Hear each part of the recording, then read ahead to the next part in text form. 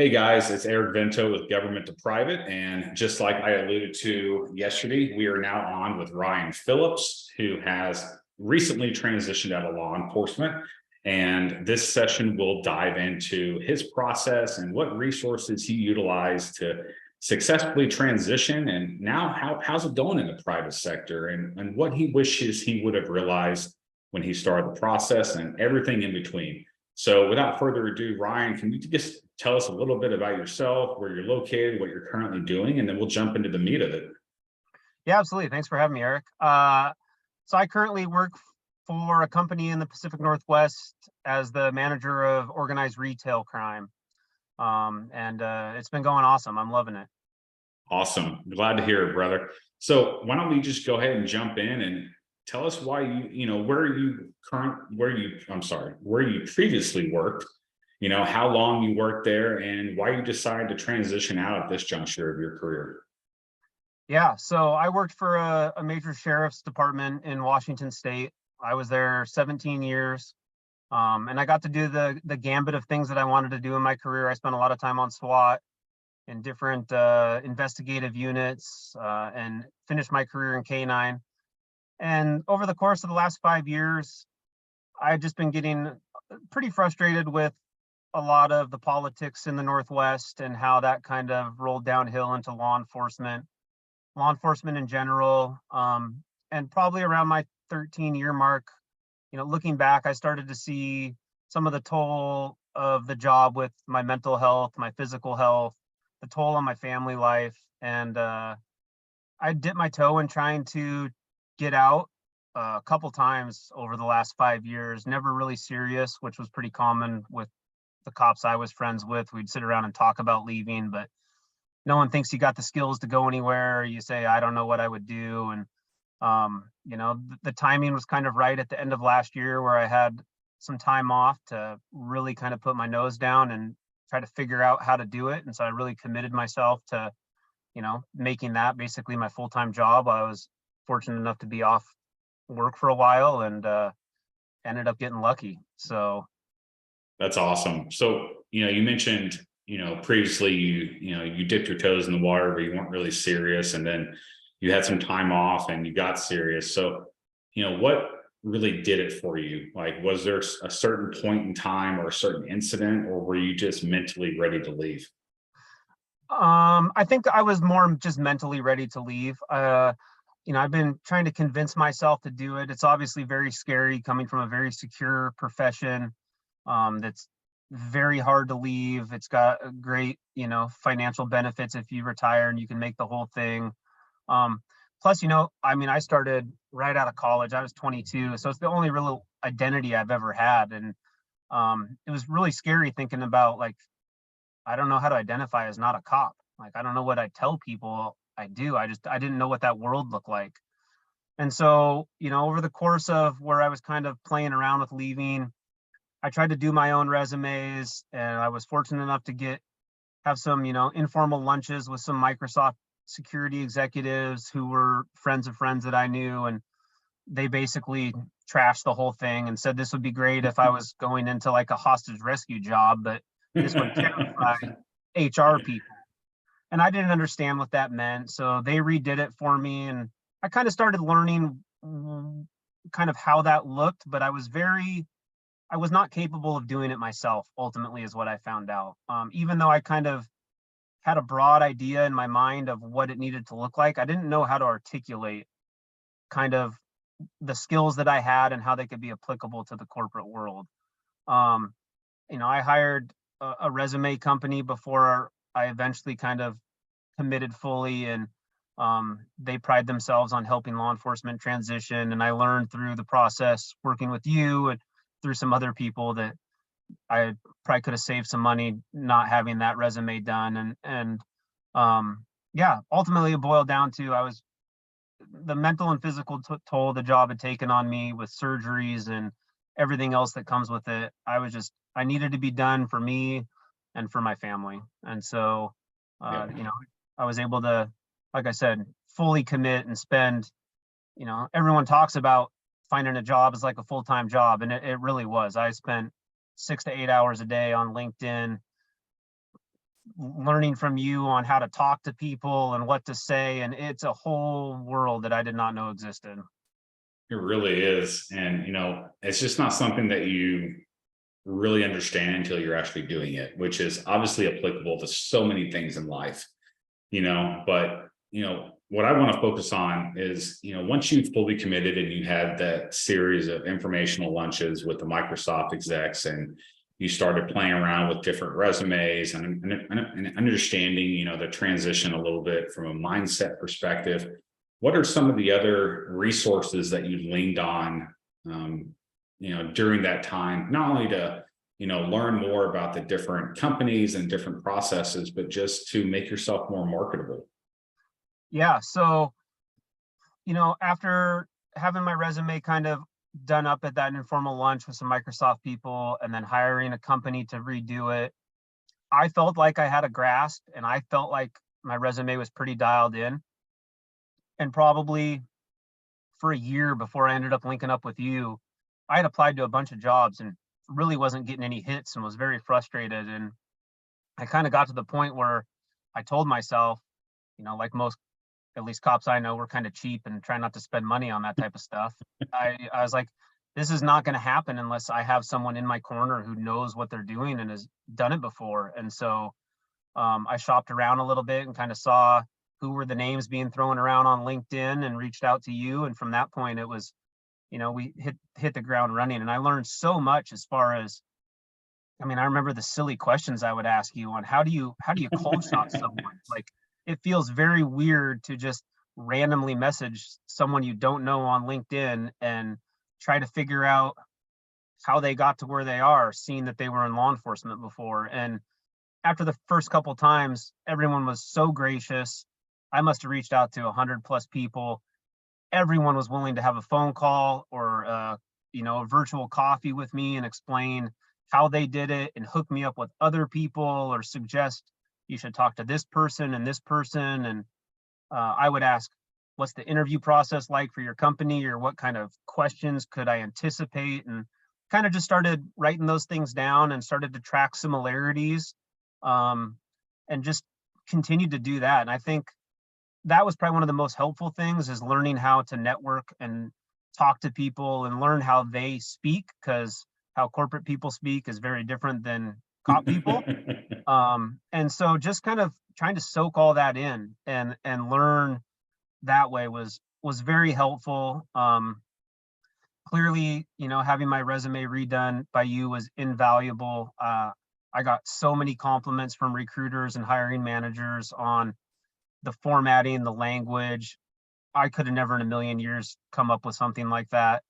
I remember having sit downs with you kind of as we were figuring out how to build the resume, and even that was eye opening, because there was a lot of portions of the resume where I don't know if I was necessarily uncomfortable, but I didn't understand how you were articulating what I had done. And it took a little bit of time for those two things to click and make sense to me on, oh, well, the way he is saying it, that is correct.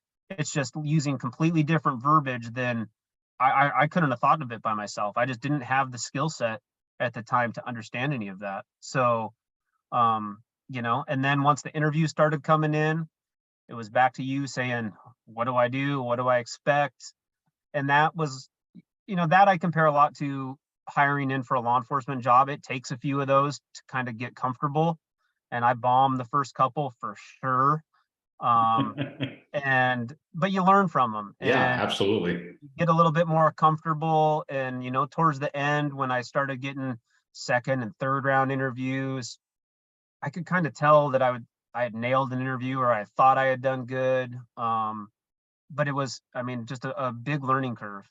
So what were some of the primary learnings that were coming out of the interviews that you were doing, especially as you started to progress from the first, second, third, and final ones? Yeah. I learned probably about midway through that I was fortunate to get some feedback from some of the people that I interviewed with, which I found wasn't super common, at least with the interviews that I got. But I was told that, I was a little bit too direct or too aggressive, which I think stems from the career I came from. There's just not a lot of beating around the bush. And that's not really how the corporate world works. It's a lot more soft gloved. And so that took some getting used to, and learning how to articulate and sell what I was trying to, but in a softer way, I guess, if that makes sense. Um, you know, how to study for the interview about, specifically the company, the job, and kind of the hierarchy of the job where you're hiring. Who else works in that? What's the hiring manager's background? Helped me kind of anticipate some questions, and also gave me some insight into the type of questions I should be asking at the end of the interview, which was pretty valuable for a couple of the interviews where I made it to the final round and stuff like that before I accepted my role. On showing that I've done my research, I kind of know what I'm talking about in very broad terms, and that I'm not just a random name on a list somewhere that applied. Like, I'm actually interested in this company and this role for these reasons. Yeah, absolutely. I really appreciate the fact that you brought up the questions that you asked to the company at the end, because there's a lot of people saying on LinkedIn, hey, interviewing is a two-way street. It's not only the company interviewing you, but it's you interviewing the company. And so having an understanding of what their culture is like, reading up on their reviews, positive, negative, constructive, either way, talking to people who either work there, used to work there, et cetera, all of that gives you additional information that you can use to ask those more targeted questions. Because what you're really trying to figure out is, am I a fit for you, but are you a fit for me? And arguably, depending on how desperate you are to find a job, your financial situation, all these other factors, that culture fit aspect is the most important, because that's going to determine how successful you are and whether you stay there for a period of time. Yeah, you're 100% right. And there were a few positions that I had accepted interviews with, but before the date of the interview, I was able to talk to people in that role within that team, or like a brother or sister team. And I remember a couple where they were ex-cops and they were like, stay away, do not come here. Everyone is trying to leave, whether it was a toxic manager or the work environment. And I don't think I did any of those. I backed out of all of them. In my current role before I accepted it, I talked to a couple of my now coworkers, and it was the total opposite. A lot of them were ex-law enforcement, nothing but positive things to say. They wish they would have done it sooner. I really got a kind of a sense, talking cop to cop with them. I didn't feel like they were trying to sugarcoat anything. They were just very honest, and it made me more comfortable and kind of realize, like, okay, I could see myself fitting in there.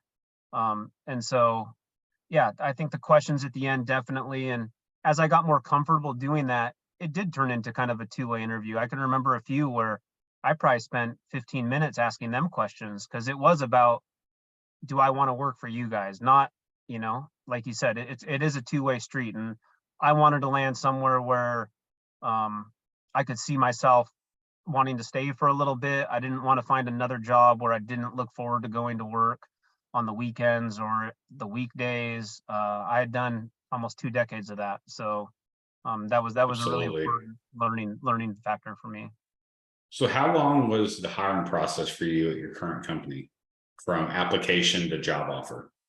It's a funny story. I don't even remember applying to this job. I had applied to so many jobs. And maybe we'll get into that, but I got a call one day and it was like, hey, the recruiter sent me your resume, and I was like, great. That sounds like something I applied to, because I was kind of caught off guard. And it was actually very short. I did 2 interviews, and there was like a 2-week waiting period, and that was it. And that was another thing that was really nice. My first interview was with my boss, the national director. And so there wasn't a lot of the fluff. And, I previously to this, I was in a final round of a company I really wanted to work for. And it was like 3 rounds of interviews. And then all of a sudden they were like, hey, you made it. Here's a writing assessment. And if you pass this, there's another round of interviews. And I was like, it was like a 3-month process. And they just kept adding things and adding things and adding things. And it just didn't sit right with me. And so when this one came up, and it was like, we had a 40-minute conversation, and he was like, hey, you're going to do another interview with this guy. And that was like 30 minutes. And it was so just low key and personable, like talking to you. And then a couple weeks later, I got the phone call, and That's amazing. so I yeah. mean, just, once you go through those processes where, like, just like you said, they keep adding on, and it's all these different assessments and these multiple interviews. It's like, hey, if you guys haven't figured out that I'm a good fit for you or not, I mean, I don't know what a few more interviews is going to do, you Yeah.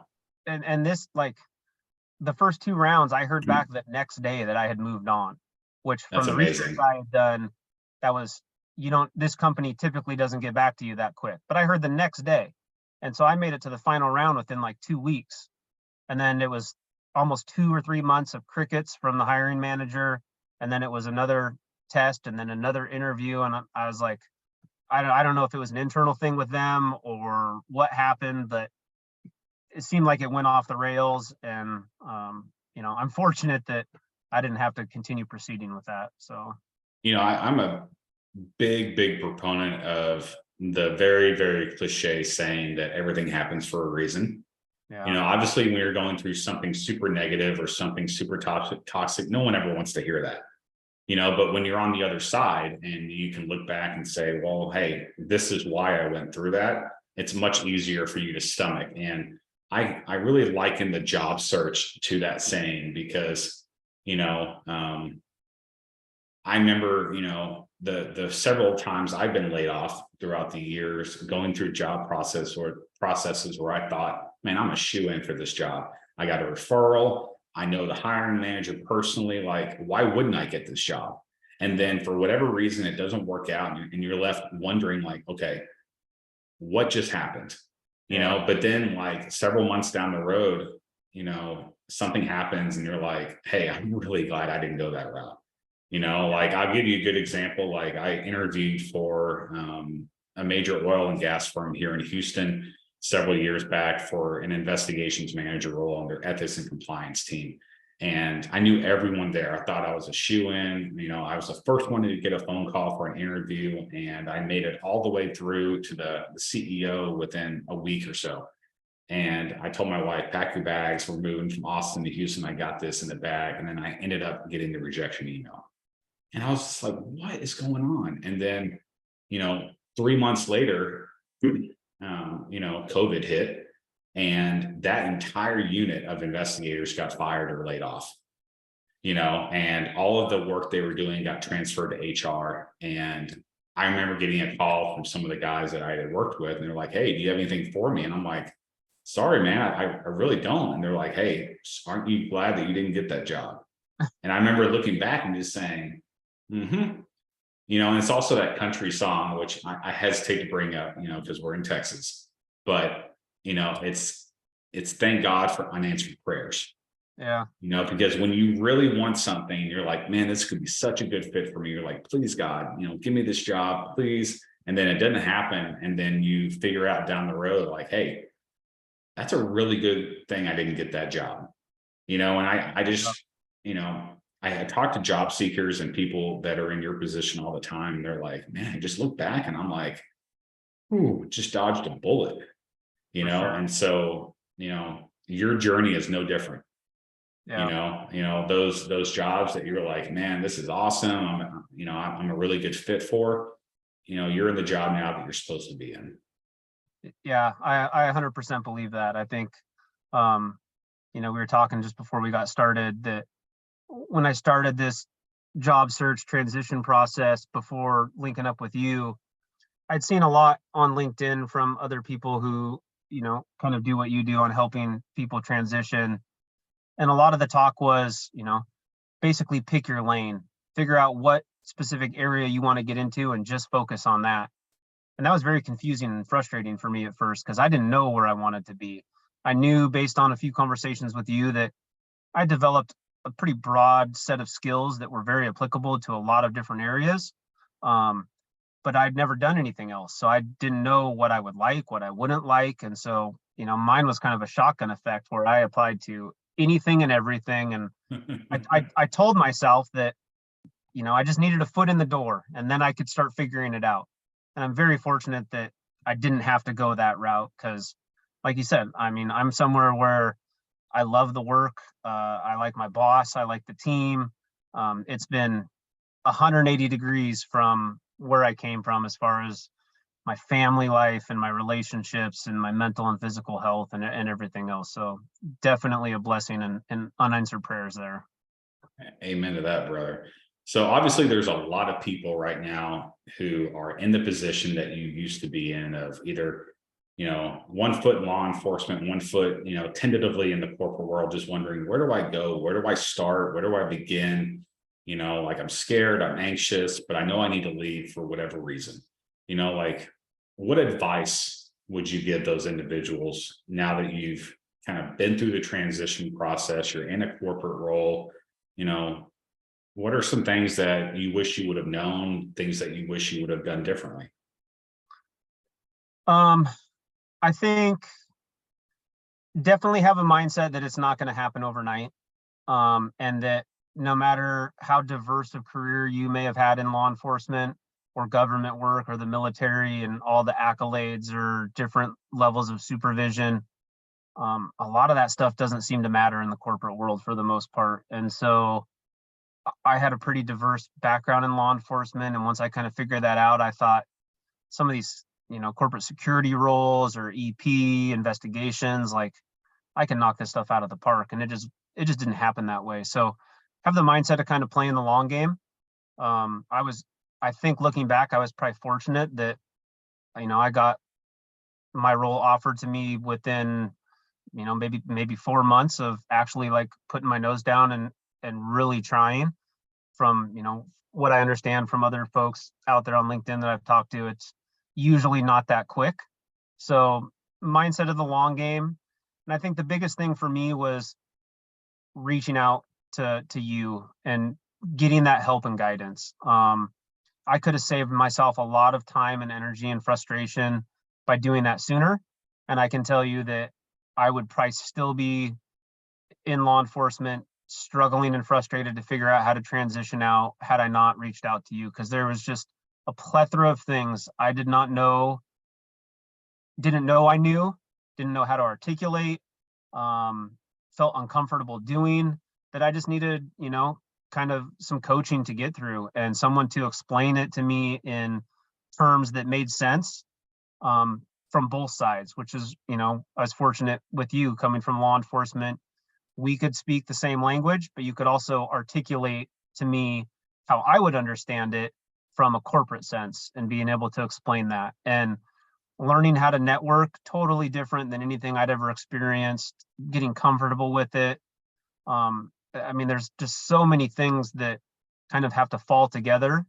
And so, I think trying to align yourself with someone who's in your corner, who understands not only where you're coming from, but where you want to go, and rely on them and lean on them to assist you along the way. Because it's a tough process and it's pretty daunting to look at it all by yourself and try that, especially if you don't have experience in the corporate world or, the type of role you're trying to get into. Yeah, I really obviously identify with a lot of what you said. At the end of the day, you don't know what you don't know. And I tell that to people all the time. They're like, man, I consider myself a smart person and I just can't figure this out. And I'm like, it has nothing to do with smarts. It has nothing to do with how intelligent you are. It's just you're transitioning into a whole new world, like new culture, new language, new everything. And you're not expected to know exactly what to do. You're expected to fall flat on your face and fail a few times before you figure out, like, hopefully, hey, I need to, refocus my efforts in this direction. When I transitioned out, I like to tell people, like, I went through 5 different resume writers before I found someone that actually knew what they were talking about. And ultimately, you don't really know whether a resume writer knows what they're talking about until after you get that product and you start sending it out to people. Yeah. Like, you don't know any better. They can give you anything, and because you've never seen it that way before, you're not going to know if it's effective or not until you actually put it to good use. So unfortunately, I wish that there weren't quite so many people and companies out there professing to be able to articulate impact and help people from all walks of life, because it really does help to have someone who's walked in your shoes before, to be able to speak your language. And, there's a lot of companies and there's a lot of individuals out there who profess to be able to do that, and they just aren't able to in an effective manner. And that just really does a disservice to the people who really need it, because, resumes aren't cheap, you Yeah. know, and, but yeah, what is one thing that I wanted to ask is, what's been one or two things that have been tough to get used to not being in law enforcement? You know, coming from the career I had with some of the things I did, uh, when I see or hear from the guys on, a call out that kind of went haywire, and I was like, man, I miss the high speed stuff. Um, but to be honest, I've been very fortunate thus far. I kind of prepared myself mentally for some of the things that a lot of cops mentally go through when they leave the profession. Um, and I anticipated fully kind of having some of those ups and downs. Um, and I haven't yet. And I'm very fortunate that I don't I don't really miss any part of the job. I miss the guys. I worry about my team when they're going to do something, and God forbid something were to happen to one of them. I would feel like, man, if I were there, I could have prevented it. That type of stuff that we all think about. But I don't know if I have anything to tell you. I just That's I'm so great. comfortable in this role. It's so much better for my family life, and I'm getting. I mean, I just there's really nothing. You couldn't give me a 30% raise to go back right now. I would say absolutely not. I wouldn't entertain it. So how has your mental health changed for the better since being out? Hey, ask my wife that. You know, I think towards the end of my career, I was probably in a pretty dark place. Well, I know I was. And I struggled with a lot of things, like I think a lot of us do. And I had started to reach out for help the last like 2 years, because it was just getting to a point where I was angry all the time and I didn't understand why. Like I would just be in a room by myself and all of a sudden be mad, and I had no idea where it was coming from, and that was became a very frequent thing. And the stress of everything else with law enforcement and the politics within it, and at least in the Northwest, having to worry about everything cascading down in legislation and how that changes your role and whatever else. This new role, I feel happier. I've got less physical issues. I mean, I was dealing with some massive like stomach issues that all stem from stress that almost went away within the first week. Like I'm sleeping better. My joints don't hurt anymore. My family constantly tells me that they see me smiling more and I'm laughing more, stuff that I don't really recognize, but they would say, like, you are a different person. I really don't think there's anything more to be said on that, man. I mean, that's amazing. I can't stop smiling. I mean, that's just music to my ears. And, you know, um, I talked to Dennis yesterday about mental health. And we had a similar podcast and we talked about, some of the challenges that he's gone through and some of the solutions or some of the processes that he's put in place to mitigate his own mental health struggles. And, the fact that transitioning out of law enforcement has been such a major life change for you and has contributed to so much positivity and just, like you said, the stomach issues. Like I dealt with that for years, ended up having gallstones and having to get my gallbladder removed, and but just listening to you talk, I mean, it's very obvious. And I know we've had a lot of conversations since you left and you got the job in your current role, but man, it is a significant difference, not to be in that environment anymore. And yes, there's definitely things that you miss. You miss the camaraderie, you miss Yeah. the high speed stuff, the adrenaline junkie and all that other stuff. But man, there's so much more that I just don't miss, and nowhere is that more prevalent than when you leave and you're just no longer being exposed to that on a daily basis. Yeah. I mean, I thought for a while, being on a SWAT team for almost 10 years and kind of a slave to the pager, I thought I'd miss some of that stuff, but man, I get to have dinner with my family every single night. I'm not getting called out in the middle of the night anymore. I don't have to work crazy 16, 18-hour shifts back to back to back. It's been a blessing. I've got a new kid, and so it's just been awesome getting to spend all that time with her and seeing her grow up, which I definitely wouldn't have had all that opportunity had I not been able to transition. And yeah, I mean, it is a different world. And like a lot of cops that I know that have left, everyone kind of says, man, I wish I would have done it 5 years ago. And you can add my name to that list. It just if for nothing else than just my mental health and my family life, it is for what I was getting out of it was not worth it compared to where I'm at and what I have now. Awesome. Well, I love to hear that, brother. I mean, that's amazing. I know we're coming up on the end of our time, but is there, thinking back on all of your experiences and what you just went through to land in the role that you're in now, is there any other perspective or advice that you would give to that young man that you once were, who was thinking about getting out? There's so many other people in similar positions right now who are experiencing those range of emotions, and just wondering, hey, who's in my corner? Who's going to help me do this? So like, is there anything else that you would want to say to those individuals? I would say, especially for people kind of in the middle of their career or the earlier part of their career, I was kind of right in the middle. I would say number one, be sure, because it is a very secure role. It's a noble role. We need law enforcement, and God bless you all who are going to continue to do it. But be sure, because if it's like it is in the Northwest, kind of once you leave, it's hard to come back, and you might burn some bridges on your way out. But if you're committed, I think like most cops, I was the same way, where you got to find someone to have in your corner. It is very hard to do on your own.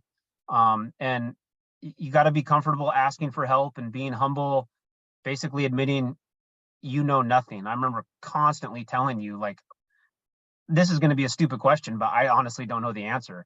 And you kind of laughed at me. You're like, you're not stupid. Other people have this question. And once you told me the answer, I felt stupid because it was really easy, but I would have never gotten to that spot without having someone like you in my corner. And so understanding that, and it's like learning a new language, and it's very, very hard to do it on your own. And so having people in your corner, and I think one of the biggest things that helped me, besides, having you in my corner, was learning that ability to network. And I must have had a half a dozen or more interviews that came just off of cold shotting someone on LinkedIn. After I learned from you, like how to do it, what to say, you get a 10-minute conversation with them. You end up figuring out that you're friends with, you're connected to the same people on LinkedIn, and everyone was so gracious. Hey, reach out to this person, tell them I told you. And that probably netted me 3 or 4, 6 interviews in and of itself. Or, hey, we don't have any current positions, but if we do, you're the type of guy I want to hire. So I'm going to save your name and check in with me every month. And I was doing that until I got my current role. And I think that pays a lot of dividends, kind of get your name out there. And again, gets you learning kind of how to speak the speak and how some of these different organizations work. But again, I think the big thing is prepare for the long game, and it makes it a lot easier if you have someone in your corner that can help explain things to you and help coach you through and answer your questions, so you're not sitting there staring at your computer screen trying to figure out all this stuff by yourself. Because at least for me, it got very frustrating and discouraging at times before I was able to link up with you. Yeah, I mean, that you bring up a really good point. The networking aspect. I remember when I was transitioning out, getting turned on to Scott Walker and Carlos Francisco and Brian Tuscan. And, they were all in the midst of interviewing so many people who are coming out of the military and law enforcement and the intelligence community. And I remember just, watching all of those videos and then being honored to be featured, on those eventually. But, just watching all of them and saying, man, I'm not unique. Yeah. Like my problems, and what I think I have going on may be unique to me, but, my process is not, and all of these other people, are saying things that I could be saying, and they're saying that, hey, I experienced this and I wanted to get out because of this. And, this is what helped me. And, I think watching all of those individuals talk about those very similar experiences and realizing that, hey, I can do this. Like this is going to be rough. This is going to be tough. I need to dive in 100%, but I can do this. Yeah. And nowadays, I talk to so many people on a weekly basis, and I just tell them, I'm like, look, paying for a resume writer, I get it. It's a lot of money. Paying for A, B, C, and D, I get it. That's an investment. But you know what? Building relationships and reaching out to people and just asking to talk, beyond the time that it takes, it costs you nothing. Yeah. And it pays so many dividends. Like I have hundreds of friends, and most of them I've never met in person, you included. Yeah. I eventually hope to change that, Yeah. but it's like LinkedIn has been this massive force multiplier for all of us, that we've been able to build relationships and build friendships, and it adds so much enrichment to our life, not only from a job seeker point of view, but just from a human being point of view. And it's just something I constantly am reminded by, but I constantly just tell people is like, look, I get that you can't move forward with a resume writer right now. I get that you're in dire financial straits. I get that, you don't want your agency to know that you're looking, all these different, qualifiers that people have. But man, like just reaching out and talking with people who have been there and who have done that, or who can help you get to that next phase, is so invaluable. And honestly, it's just encouraging, so I really appreciate, your story and how you took, the advice that you received from so many different people to heart, and you just dove in 100%. And, from starting to look seriously and getting the job that you have now, I mean, 4 months, that's short. Yeah. Pretty lucky. And, I get asked all the time, what can I expect? What should my timeline look like? And I'm like, I don't know, man. Like, but with the job market being the way it is right now, prepare yourself for the long haul. Yeah. And but at the same time, I'm just going to keep going back to this. The way that you can really like change your stars, so to speak, is through the power of people and relationships. Yeah. Yeah. 100%. It was helpful in more regards than one, watching Brian's cop to corporate stuff and reaching out to other people. And through his podcast, I saw Scott's podcast and Carlos's stuff, and ended up with Carlos's book and other people. And then kind of got to hear and learn about some of the mental health struggles that guys have had transitioning. And I was like, oh, I could see myself going through that. So it helped me kind of prepare if I started to feel this way, that it's common. I'm not alone in that factor. And, I was able to reach out to some of those folks, and I knew that if I did start to feel that way, I could reach out to them. And, we had, a relationship via LinkedIn, that there's someone I could lean on. Hey, I'm struggling through this right now. And I know you've been through it because you've been open about it and kind of helped me along the way. So definitely a lot of positives other than just the job seeking aspect out there for networking. Absolutely. Well, hey, Ryan, I really appreciate your time. Thank you so much for your transparency and just sharing your story. I know it's going to impact a lot of people.